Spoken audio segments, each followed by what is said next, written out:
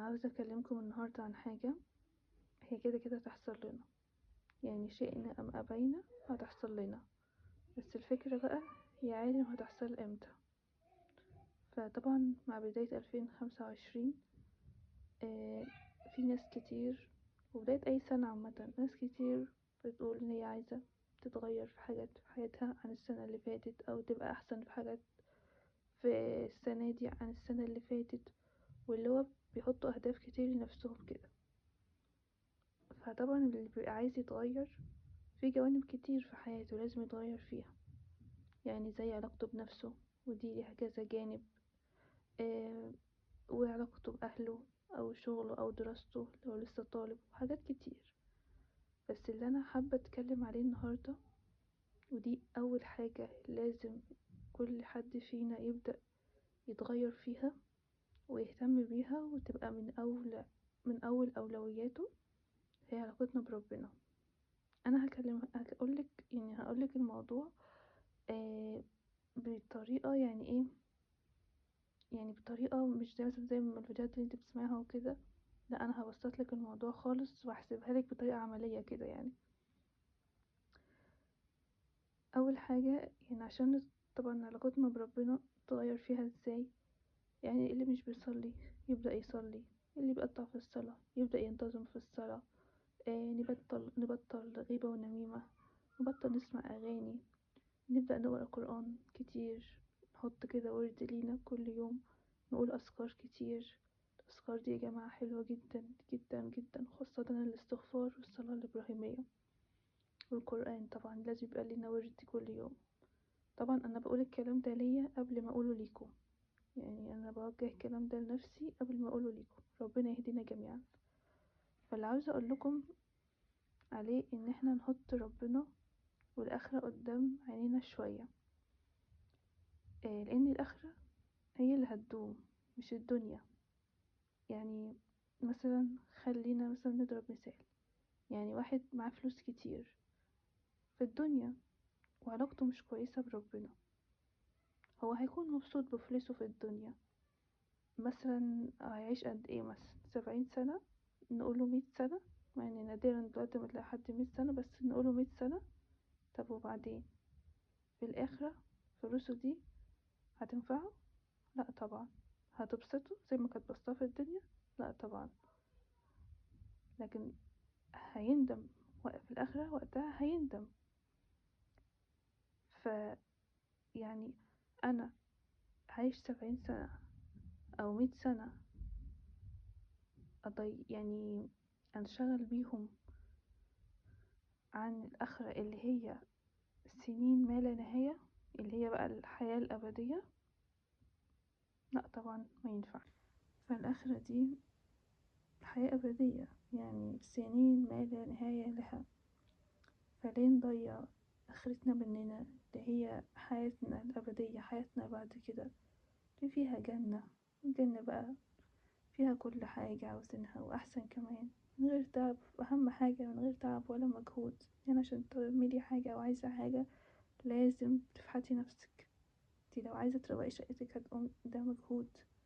لكن في الجنة يعني عايزة تشتري حاجة لازم تشتغلي عشان توفري فلوسك دي عشان تروح تشتري الحاجة دي. لكن في الجنة انتي بس ما مجرد الحاجة تيجي في دماغك، الحاجة خلاص قدامك. فليه نضيع ده مننا؟ ليه يعني نضيع يعني ان احنا في الجنة كل حاجة بجد بس ما تفكري فيها هتلاقيها قدامك.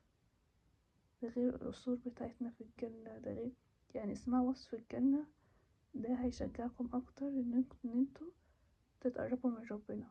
واسمعوا وصف النار برضو، ده برضو يعني هيخليكم تخافوا وتقربوا من ربنا اكتر.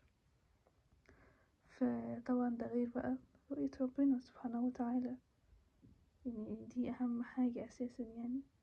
فليه نضيع كل ده عشان خاطر 70 سنة عايشينهم في الدنيا ولا 100 سنة عايشينهم في الدنيا؟ يعني مهما كان كنت واصل في الدنيا، اخرك كام سنة؟ يعني اخرك كام سنة بجد؟ فما ينفعش نضيع الجنة وكل اللي فيها، رؤية ربنا سبحانه وتعالى وحياتنا الأبدية عشان خاطر 100 سنة. والشاطر بقى اللي يدرك ده قبل فوات الأوان ويموت وقتها يقول يا ريتني. يعني بجد أنا بشوف أكتر حد شاطر أو أكتر حد يعني هيكون فعلا عارف مصلحة نفسه إن هو يدرك ده قبل ما يموت. يعني يدرك إن الآخرة هي الأهم مش الدنيا. أنا ليه بقولكم إن ده أهم جانب لازم تتغير فيه قبل أي جوانب تانية؟ لأن قربك من ربنا وإن إنك تعمل حساب لآخرتك دي حاجة عمرك ما هتندم عليها.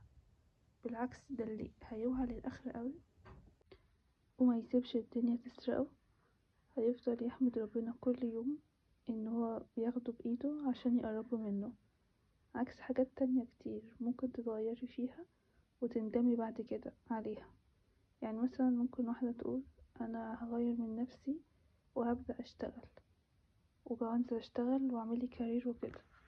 ممكن مع الوقت تفرح إن هي خدت قرار زي ده وإن هي فعلا نزلت تشتغل وكده. ممكن مع الوقت برضو أو واحدة تانية تزعل أو تندم على قرار زي ده لما مثلا تتسحل في الشغل وتلاقي نفسها مقصرة في حاجات كتير في حياتها وكده، فوقتها تقول لأ يعني ايه ياريتني ما اشتغلت. ممكن برضو واحدة مثلا ربة منزل تقول لأ يعني أنا مش عايزة أشتغل وهقعد في البيت وأربي عيالي وكده. ممكن مع الوقت تندم على ده وتتحط في مواقف تقول يعني ياريتني كنت اشتغلت ونزلت واشتغلت وكده.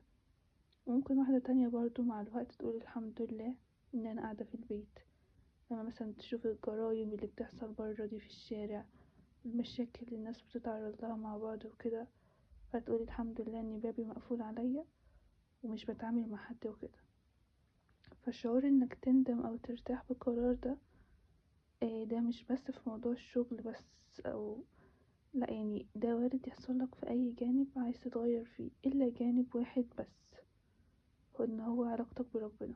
عمرك ما هتاخد قرار إنك تبدأ تتقرب من ربنا أو تتغير من نفسك عشان ربنا والآخرة وتيجي في يوم تندم أو تزعل على حاجة أو قرار زي ده. أبدا لا يمكن يحصل. هقولك ليه. لأنك مثلا انتي لو عرفتي انك هتموتي كمان أسبوع، أول حاجة هتيجي في دماغك ايه؟ أول حاجة هتفكري انك تعمليها ايه؟ انك تصلي أكتر، تقري قرآن أكتر، تصومي تذكري ربنا كتير، ويعني كل عمل صالح في الدنيا هتكوني عايزة تعمليه. عمرك ما هتفكري مثلا تقولي يا ريتني سافرت البلد الفلاني او كنت عملت فلوس اكتر او اشتغلت اكتر من كده او اتجوزت فلان الفلاني او اتفسحت اكتر من كده. عمر ما ده هيجي في دماغك خالص وقتها. يعني عمر ما هتفكري في اي حاجة من الحاجات دي، عمرك ما تفكري في اي حاجة دنيوية اساسا. كل اللي هتفكري فيه لو انت خلاص مثلا عارفة ان انت هتموتي كمان مدة معينة، هو ده ما بيحصلش بس انا بديكي مثال. عمرك ما هتفكري في اي حاجة في الدنيا، معنى كده ان فعلا اي حاجة في الدنيا مش مهمة. خاصة ان يعني الموت ده مش وارد حاجة تحصل لنا او لأ، هو الموت كده كده هيحصل لنا وكده كده جاي. ف بس كل الفكرة ان احنا مش عارفين هو جاي امتى. فعشان كده بقولك علاقتك بربنا اهم حاجة، لان دي حاجة هتحصل لنا كده كده، يعني حاجة اكيد هتحصل لنا غير اي حاجة تانية. يعني غير اي جانب تاني في حياتك. فلازم نكون مستعدين للموت ولآخرتنا ونخليها أول أولوياتنا. في جوانب تانية يعني في جوانب تانية طبعا لازم نتغير فيها، بس كل جانب في حياتنا فيه الحلو وفيه الوحش. يعني ممكن تتغيري في حاجة أو تسحلي نفسك في حاجة، ممكن تتوفقي فيها وتبقي تمام وتفرحي ان انتي اتغيرتي في الجانب ده. وممكن لأ، تقولي يعني لأ دي كانت خطوة مش كويسة. إلا طبعا علاقتك بربنا، عمرك ما يعني تسحلي نفسك كده في انك انتي تسمعي دروس دينية وتصلي وتذكري ربنا وتقري قرآن. عمرك ما هتندمي على حاجة زي كده، دي اللي هتنفعنا في دنيتنا وآخرتنا. وفي جوانب تانية مهم في حياتنا مهم ان احنا نتغير فيها، بس علاقتك بربنا أهم حاجة. لأن كل حاجة في حياتنا فيها الحلو وفيها الوحش إلا قربك من ربنا، كل الخير فيه، بس عمرك ما هتقابلي وحش أو تندمي أو تحسي ان انتي يعني في حاجة غلط لو قربت من ربنا، عكس حاجات تانية كتير ممكن تعمليها وتسحلي نفسك فيها وتفتكري ان ده فيها الخير ليكي وتلاقي لأ، دي مش فيها الخير ليكي. علاقتك بربنا هي الخير ليكي، فنحاول كده نظبط علاقتنا بربنا قبل فوات الأوان. وانا بجد بقول الكلام ده ليا قبل اي حد، واللي يعني ربنا يهدينا بجد كلنا. وانا بسجل الكلام ده عشان يكون صدقة جارية ليا، يعني لعل وعسى حد يغير في حد او حد يعمل بيه فتكون صدقة جارية ليا. فبجد ربنا يهدينا كلنا وياخد بإيدينا ويرزقنا حسن الخاتمة ويدخلنا جنة الفردوس الأعلى بدون حساب ولا سابق عذاب. قولوا آمين. ربنا يهدينا يا رب. هشوفكم في فيديو تاني، متنسوش تعملوا اشتراك للقناة ولايك وشير الفيديو، لعل عسى يكون صدقة جارية ليكي انتي كمان وحد ينتفع بيه غيرك.